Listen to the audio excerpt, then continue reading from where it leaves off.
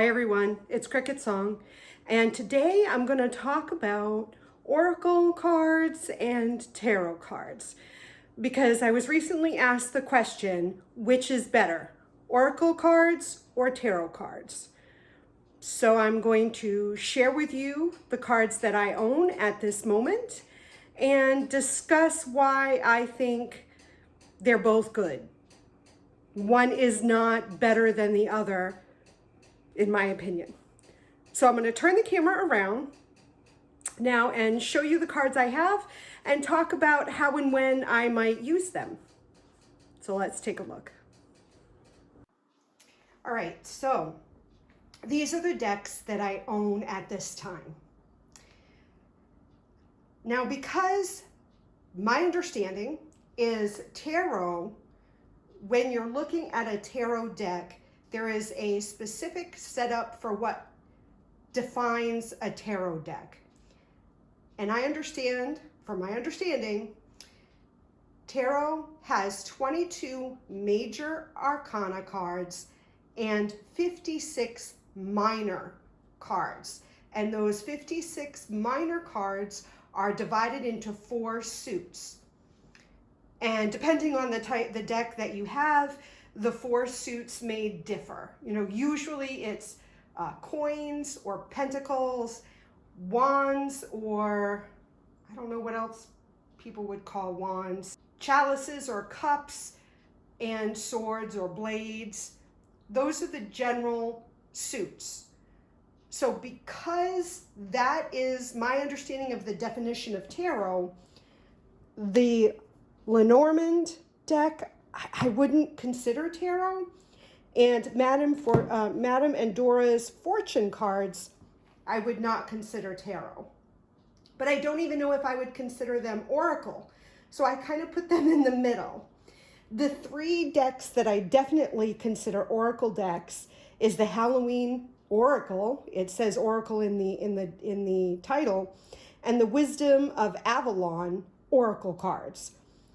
The soul cards, I don't even know if they call them oracle, but I definitely look to them as oracle cards. Again, because they don't have, she doesn't even call them oracle, but because these 3, 2 of them say oracle in the title, they do not have 78 cards. They have less cards. Some of them have titles.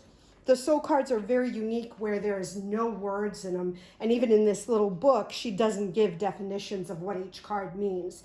You are left to interpret them yourself. I mean, I'll just show you, like, that's one of the cards. I mean, they're very, very intuitive. Where the other cards, like the Oracle of Avalon, I mean, they have a title, you know, Disruption, and it says the Sacred Journey Marker. So they do have like categories, but they're very clear what they are. Now the Madame and Dora's cards, fortune cards, they're called fortune cards. This is the back. She has titles on them. So the minstrel, and then it tells you, let your intentions be known. So they're sort of like an oracle deck, you know? So I might call them an oracle deck, but they're titled here as fortune cards. And then the Lenormand, I don't even know. They have numbers. They kind of look like, you know, bicycle cards. But they're not tarot either. These ones, I don't even know how to define them. I don't even know what they call them in this little book.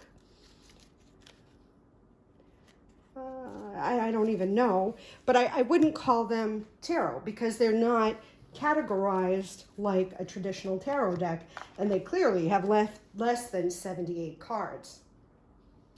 Now, if I look at these, I don't think one is better than the other. For me, when I'm using oracle decks, they give me a general overview of the situation or the question that's being asked. I get a very generalized feel and interpretation and response and insight. Where with a tarot deck, for me specifically, I can get very specific answers. And I think for me, it's because there are so many cards that can give very specific response, where the oracle decks, for me, tend to give more of a general response. And I use tarot. I can do yes or no questions. I can get very specific. And it might just be the way that the cards talk to me, or my spirits talk to me and use the tarot to give very specific cards. I get a different vibration and a different feel, and I have a different relationship with the oracle cards that I use. Clearly, the Halloween oracle I only use during Samhain. I bought it specifically to be used during Samhain. When I was back in Massachusetts, we used to have ritual and open houses on Samhain, and I would invite family and friends, and I would do readings for people using that specific deck. So that has a specific purpose for me. I don't use it any other time of year. The Wisdom of Avalon and the Soul cards, and even the Madame Endora's Fortune cards, if a client asks me to use those cards, I will use them. But generally, I also like to use tarot in conjunction with an oracle card reading, because it'll give me more of a full view of what's going on. At this present time, I'm using the Golden Universal Tarot. Rider-Waite was like the second tarot I ever used, and it's still one of my favorite and my go-tos. But I do like the Golden Universal. It has a different, more vibrant colors, and I like the images better. The Spirit Keeper's Tarot, that's Benebell Wen's, one of her decks, and Bonestone and Earth Flesh Tarot was the one I purchased from Avalon Cameron. The Lenormand I purchased because someone back in Massachusetts suggested I use them. I've used them once or twice, but again, I just keep being drawn back to my Golden Universal Tarot deck at this present time. But it does not mean that I'm not going to use them. That's why I'm holding them, because I still do want to get into them. But again, I don't feel like oracle decks are better than tarot, or tarot is better than oracle. I have different purposes for each type of deck. So now I'm curious, what do you find to be better? Oracle cards or tarot cards? Do you use oracle? Do you use exclusively tarot? Do you use a combination of each? I'd love to hear your thoughts and opinions in regards to oracle cards and tarot cards. So please share with it in the comment section of this video. Until next time, I love you.